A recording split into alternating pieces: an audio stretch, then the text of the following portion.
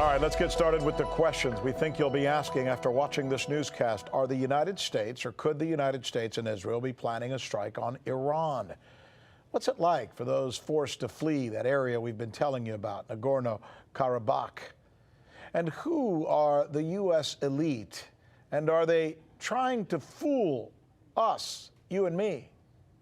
All right, Axios, the news outlet whose team of reporters has been breaking this story that we just told you about involving a potential strike against Iran. They cite sources that say that Israel has been preparing for this eventuality now for several weeks. So exactly what is it? It is, they write, the possibility that the U.S. will conduct a military strike against Iran before President Trump leaves office. Wow. RT correspondent John Huddy has prepared our first report.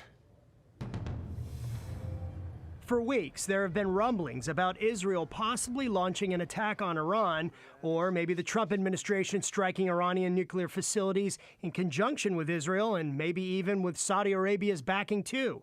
The website Axios reports that the Israeli army, the IDF, has been preparing for a possible U.S. military strike on Iran. Axios correspondent Barak Ravid in Tel Aviv, citing senior Israeli officials, reports that the, quote, Israeli government instructed the IDF to undertake the preparations not because of any intelligence or assessment that Trump will order such a strike, but because senior Israeli officials anticipate a very sensitive period ahead of Biden's inauguration on January 20th. Call that perhaps a watered-down warning of war, but with that in mind, Israel has long maintained it will not allow Iran to seek nuclear weapons and will not allow Iranian forces to entrench near Israel's borders. Israeli Prime Minister Benjamin Netanyahu confirmed November 18th Israel had attacked Iranian Quds forces in Syria after the Israeli army uncovered roadside bombs in the Golan Heights linked to Iranian forces positioned there.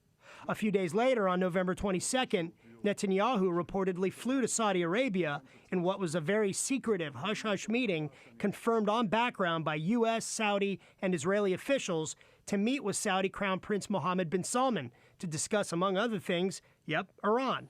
Secretary of State Mike Pompeo also reportedly attended that meeting while in Saudi Arabia for a final visit to the Gulf region before leaving office.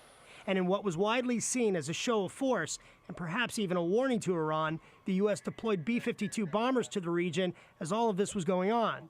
The bottom line, the battle drums have been rattling, but the question now, are they getting louder as a sign of a fight to come, or is it just business as usual? For the news with Rick Sanchez, John Huddy.